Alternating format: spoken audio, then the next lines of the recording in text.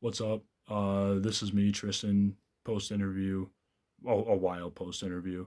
I'm editing it right now and I'm looking at it and it's turning out all right. There are some kind of wonky cuts in there. Don't really know how to get it better. This is my first time doing anything like this. So please just bear with me on this process. Thanks a lot. So I'm Tristan. I'm here with Isaiah Hooper, right? Yes, sir. All right, wonderful. He runs a local venue in town called Graham Jams, and he is a music artist yourself, aren't you? Yes, I am. I've been doing that for 7 years now, and the venue for 2 years now. Wow, that's really cool. So, okay, I'm gonna start it off with a request that my buddy had. What's your favorite Great Lake? Oh, okay, that's a good question.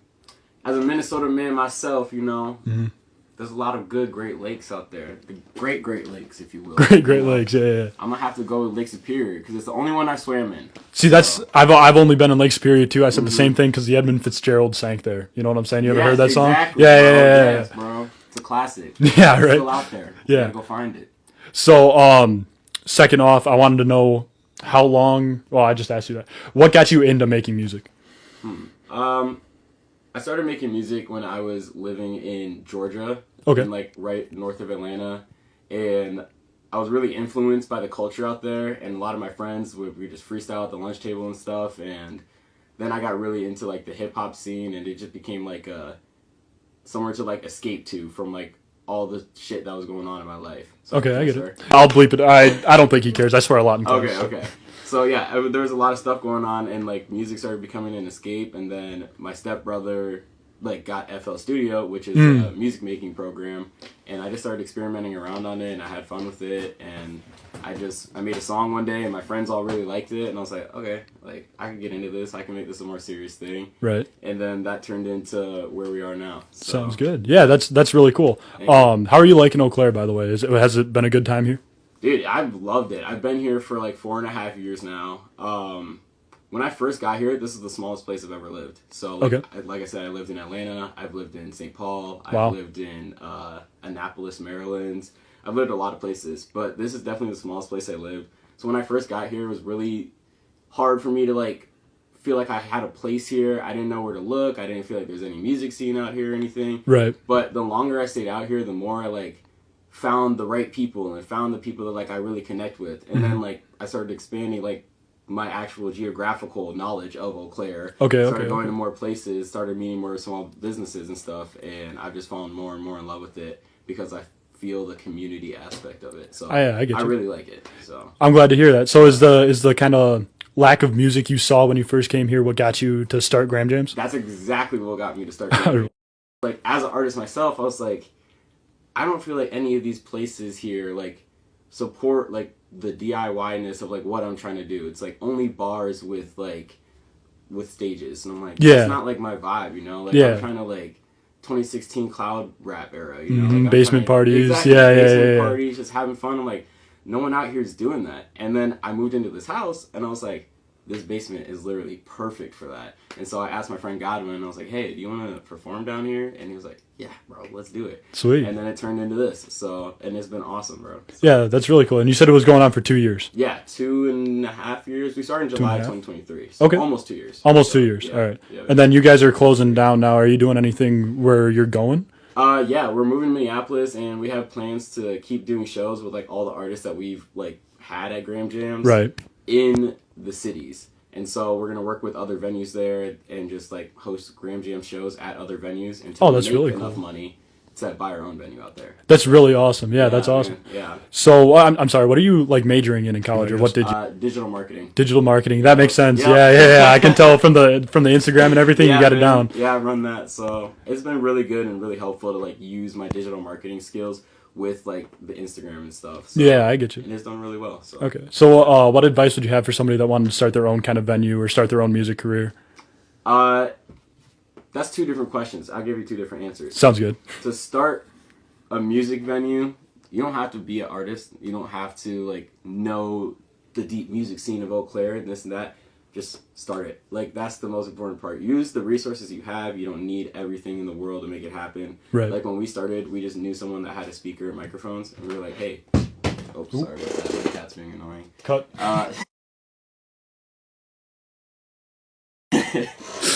And we just asked him, we're like, hey, can we use your speaker and microphones to throw a show here? He's like, bro, yes, this is like what Eau Claire needs. Yeah. So literally just start. Like, that's my advice for starting a music venue.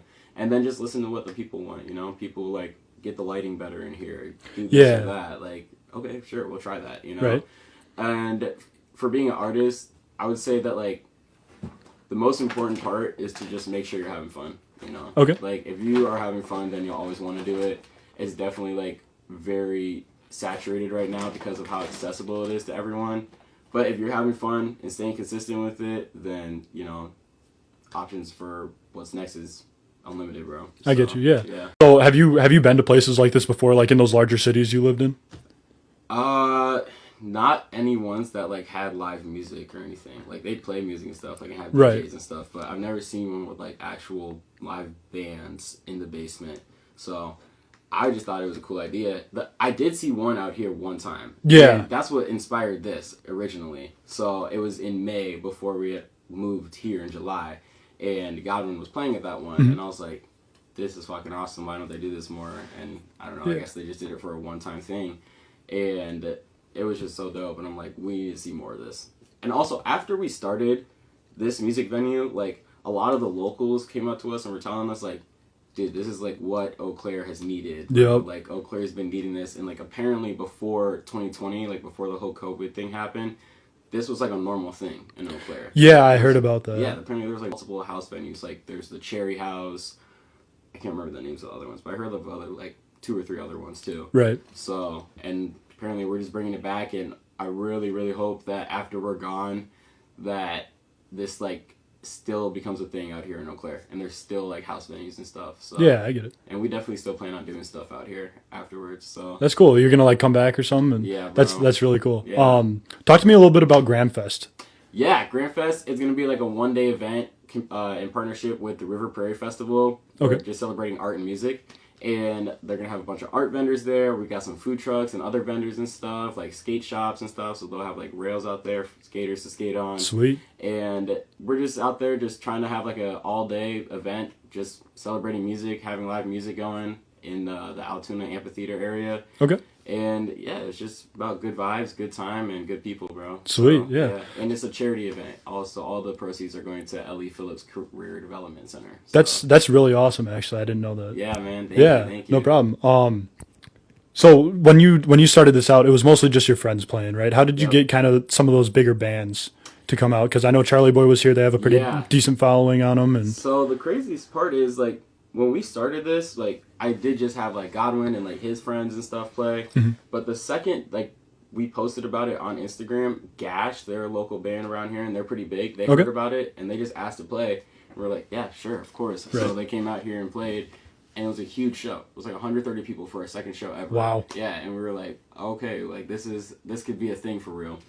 And ever since then, we made the Instagram page, and we've never had an issue with booking people. People are always just reaching out to us. That's really cool. Yeah, Charlie Boy reached out to us.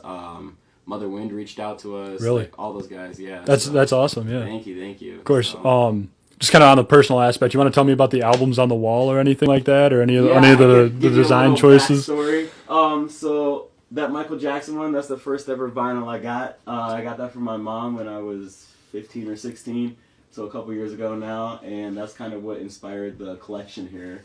But yeah, it's just a collection of a few of my favorite albums. Like, as you could tell, I was very much into that 2016 to 2018 era of music. Yeah, I mean, who can blame you? Right, that's what I'm saying. So got a lot of SZA, got a lot of Kendrick and X and Tyler, J. Cole, Red Veil. Sweet. Yeah, Jid. So there's a few of my favorite artists up here and favorite albums. So Awesome. But yeah, man, like if you're gonna listen to any of these and you haven't listened to them, listen to Red Veil's "Learn to Swim." Learn to Swim. Yeah, it's a banger album. He produced the whole thing by himself, bro. Really? Yeah, he's the same age as me, and he's just like a really cool, like unique artist, bro. It's like a certified 10 out of 10. Yeah, certified 10 out of 10 album. All right. His other stuff, it doesn't hit as hard. But that album, banging. Sounds Absolutely good. Banging, bro. And then just to like wrap it up, where can we find you on Instagram and Spotify? On Instagram, it's Isaiah.Hooper, so that's IZAIAH .Hooper, HOOPER. And then on Spotify, you can find me at Isaiah. It's just IZA !AH. And yeah, I got a new song coming out next week. So Awesome.